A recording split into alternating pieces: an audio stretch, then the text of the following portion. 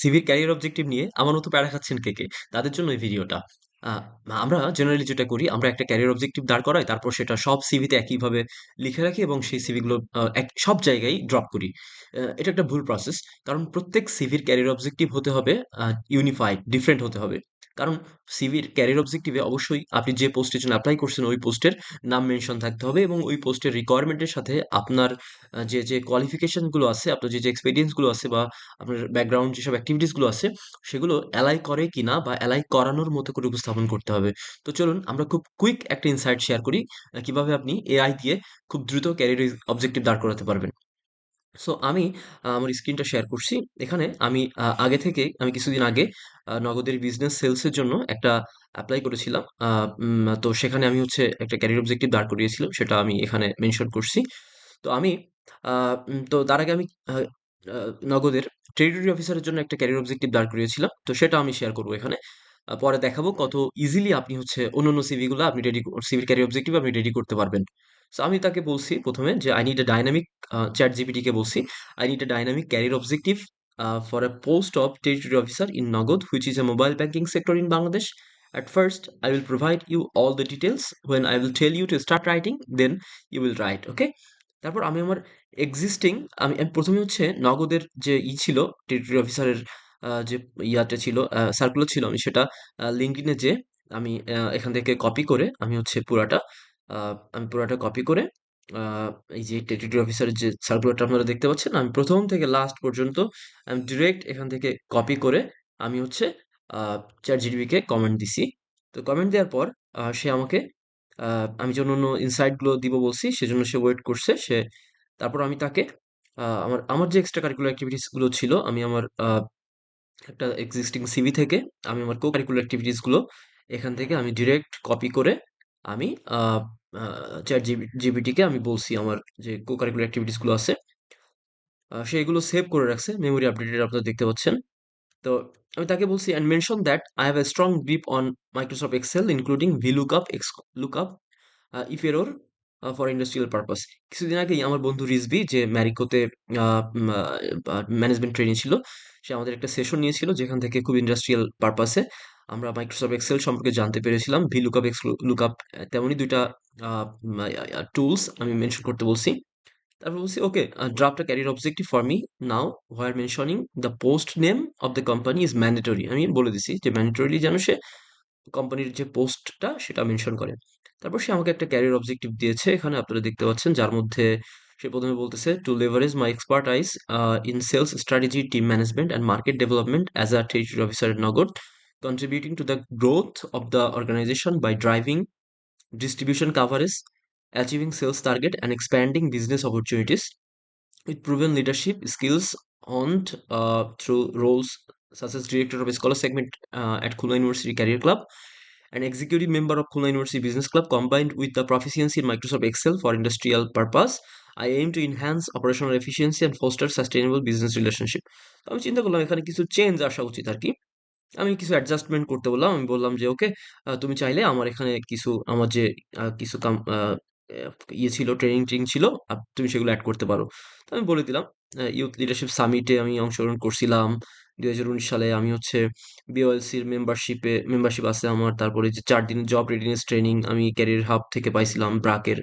আমি Y collision থেকে যে আমার ছিল, ট্রেনিং ছিল, সেটা বলছি আমি উম খান জাহান আলী রিজনে বেস্ট স্টুডেন্ট ছিলাম ২০১৬ সালে জাতীয় শিক্ষা সপ্তাহ, বা আমি যে ন্যাশনাল লিঙ্গুইস্টিক অলিম্পিয়াডে ন্যাশনাল লেভেলে গিয়েছিলাম, এই জিনিসগুলো আমি হচ্ছে মেনশন করছি। করে সে এখানে এড করার পরে আমি দেখি এটা বেশ অনেকটাই বড় হয়ে গিয়েছে আরকি।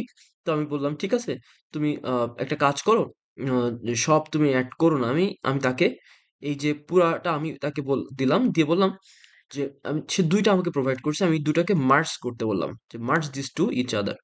সো সে হচ্ছে মার্জ করলো, করে আরো বড় দিল।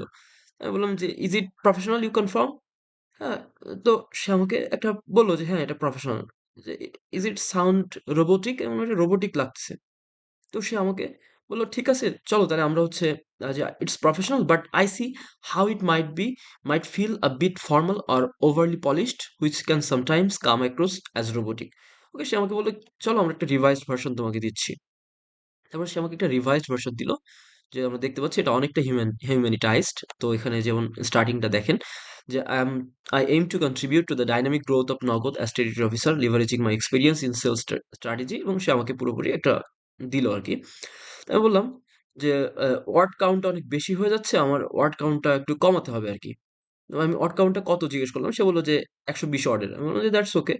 তো আমি যখন এটা আমার না যে সিভিটা, এই যে প্রিপেয়ার্ড সিভিটা দেখতে পাচ্ছেন এখানে, তো আমি এখানে বসাতে গেলাম, তো দেখলাম ১২০ ওয়ার্ডটা অনেক বেশি আসলে আমার এইটা এই জায়গার জন্য। তো আমি তাকে বললাম, না এটা তুমি বেশি করে ফেলতেছো। সো আমি তাকে বললাম যে তুমি অর্গানাইজ করো এটা। এক্সেল প্রফিসিয়েন্সিটা আমি ভিলুকাপ এক্সলুকাপ অ্যাড করতে বললাম, করলে সে অর্গানাইজ করে আমাকে এভাবে দিল। তো আমার এটা পছন্দ হয়নি। তো আমি তাকে ফার্দার হচ্ছে আমি পলিশ করতে বললাম। পলিশ করে আমি এটা কমাতে বললাম যে কিভাবে আরো কমানো যায়। সে আরো আ আ কমালো। কমায় এখানে আমাকে একটা ছোট্ট করে, কিন্তু সেখানে অবশ্যই আমার যে director of scholar segment Khulna university career ক্লাবে ছিলাম আমি। তারপর হচ্ছে executive member Khulna university business club, বা আমি যে মাইক্রোসফট এক্সেলে টেইলরড আ এবং হচ্ছে আমার কি এখানে বিজনেস রিলেশনশিপ এর সাথে কতটুকু যায় সেগুলো আছে। তারপর আমি বললাম যে, "প্লিজ হিউম্যানিটাইজ ইট।" সে এটাকে ফার্দার হিউম্যানিটাইজ করল, করে আমাকে একটা দিল। তো দেয়ার পর আমি তাকে আ এই সেইম ভাবে আমি তাকে হচ্ছে আ এই যে আমি হিউম্যানিটাইজ করার পরে eager to আছে আরকি। তো আমি eager এর জায়গায় আমি বললাম যে হচ্ছে, তুমি আ এটা ব্যবহার করছো? তুমি এর মধ্যে লিভারেজ অর্থটা ইউজ করো আরকি। I am eager to bring না বলে তুমি I am eager to leverage বলো। তো সে সেভাবে আমাকে উপস্থাপন করে দিল, এবং আমি ফাইনালি এভাবে কিন্তু খুব সহজে আমি আমি এই ক্যারিয়ার অবজেক্টিভটা দাঁড় করাতে পারছি যে I aim to leverage my expertise in sales strategy, account management and business development as senior executive business sales. A sorry, আমি এটা হচ্ছে বিজনেস সেলস এরটা দেখাচ্ছি। তো আমি ঠিক একইভাবে আমি তাকে, যেহেতু আমার সব রিকমেন্ডেশন দেওয়া আছে উপরে, আমার যেসব আ আমার যে স্ট্রং পয়েন্ট গুলো আছে, স্ট্রেংথেনিং এক্টিভিটিস গুলো আছে সব বলা আছে। তো আমি তাকে খুব ইজিলি আমি তাকে বললাম, "হেই, আ আমি একটা পজিশন বিজনেস সেলস এর অর্থাৎ টেরিটরি অফিসারটা কমপ্লিট করার পরে আমি বিজনেস সেলস এর যে ইটা ছিল ওদের আবার রেসপন্সিবিলিটি বা যেগুলো ছিল আমি সবগুলো এখানে দিয়ে দিলাম। দিয়ে বললাম যে, "ফাইন, সেইম ভাবে আমাকে বিজনেস সেলস এর জন্য একটা হচ্ছে দাও, একটা হচ্ছে অ্যানাদার একটা ক্যারিয়ার অবজেক্টিভ দাও।" তো সে আমাকে একটা বড় ক্যারিয়ার অবজেক্টিভ দিল এখানে। দিলে আমি বললাম যে, "make it a bit shorter." আমি একটু শর্ট করতে বললাম। বলে সে আমাকে একটা খুব শর্ট, খুব সিম্পলিফাইড একটা ক্যারিয়ার অবজেক্টিভ দিল। যেটা আমি কিন্তু খুব ইজিলি আমি সেখানে হচ্ছে দিতে পারছি আরকি। আমি আমি মেনশন করতে পারছি এখানে খুব ইজিলি। এই যে, "I aim to leverage my expertise in sales strategy, account management and business development as senior executive business sales at Nagod, with experience in expanding client bases, fostering merchant relationships and driving online payment adoption. I bring a strong leadership and analytical skills." এভাবে আমি mention করছি। তবে আমি আরেকটা ছোট্ট কাজ করে নিয়েছি যেটা আমি এখানে মেনশন করিনি। সেটা হচ্ছে আমি কুইল বোর্ড ইউজ করছি। লাইক আপনারা এই কুইল বোর্ডটা ব্যবহার করতে পারেন প্যারাফ্রেজিং এর জন্য। আপনারা যেকোনো কিছু যদি এখানে আপনারা মেনশন করেন, আ মেনশন করে সাপোজ আমি এইটাকে আমি এখান থেকে নিয়ে নিলাম। আ উম উম নিয়ে আমি কপি করে আমি হচ্ছে কুইল বোর্ডে গেলাম। কুইল বোর্ডে যেয়ে প্যারাফ্রেজিং, আমি এটাকে প্যারাফ্রেজ করব। আ আমি এটাকে প্যারাফ্রেজ করব। প্যারাফ্রেজটা কেন করব? কারণ প্যারাফ্রেজ করার মাধ্যমে আমার কপিরাইট ক্লেইমটা থেকে বাঁচা যায়।